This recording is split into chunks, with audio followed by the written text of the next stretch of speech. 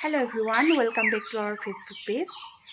দেখিছেনে মই মণি বনাই আছো। ভাল লাগে আকৌ মই পিছত আৰ্চেলাল ভাল লাগে।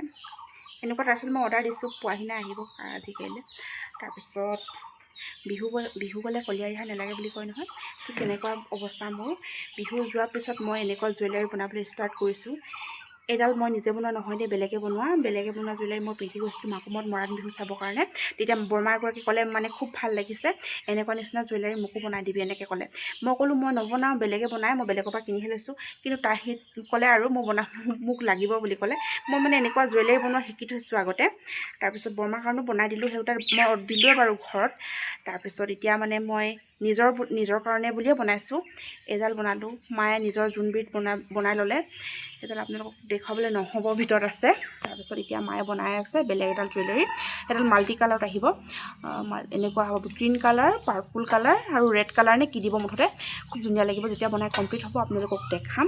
আজি কিন্তু বতৰটো খুব ভাল, একদম ঠাণ্ডা, পথাৰ ৰুবৰ কাৰণে একদম ভাল হ'ব। আমাৰ পথাৰ ৰোৱা শেষেই হ'ল, এতিয়া কাম চাম নাই ন, সেইকাৰণে এইবোৰ জুৱেলাৰী বনোৱাতে মানে ব্যস্ত হৈ আছোঁ। এইফালে কাঁহী এখনত লৈ লৈছে জুৱেলাৰীখিনি, তাৰপিছত বনাই আছে। মানে এটা কথা কওঁ দেই আপোনালোকক, কালি ৰাতি মই শোৱাৰ পিছত মানে এটা শব্দ শুনিছিলোঁ। মই কিহৰ শব্দ কৈ দেচোন, কৈ দে না, কি আছে অঁ সঁচাকৈ কৈছোঁ দেই, আপোনালোকে বিশ্বাস কৰে নে নকৰে মই নাজানো দেই। মই ভয় লাগিলে মেলি দিয়া খেতৰ আহিছিলে নেকি, নাজানো কি বস্তু। মই মাত মানে মেকুৰী নহয় দেই, মেকুৰী নিচিনাই মাতটো, ফটাকৈ ওলাইছে মাতটো।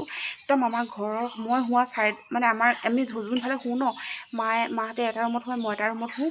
সেই মানে ৰুমৰ ছাইডত লোৱা একদম মেৰিয়াই ফুৰিছে, মানে ফটা মেকুৰী মাতৰ নিচিনা। একদম মেকুৰী নহয়, কিন্তু মেকুৰী মাতটো কেতিয়াও নাফাটে ন, একদম কান্দি ফুৰিছে পূৰা। আমাৰ ঘৰটো মেৰিয়াই কান্দি একদম নদীৰ ফালে গ'ল।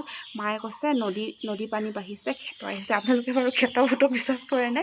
এতিয়া মই হাঁহিছোঁ, কিন্তু কালি কিন্তু বহুত ভয় লাগিছিলে। মই হয়তো আপোনালোকক ৰেকৰ্ডিং কৰিয়ে দেখালোঁ, কিন্তু ভয় লাগিলে কাৰণে নেদেখালোঁ।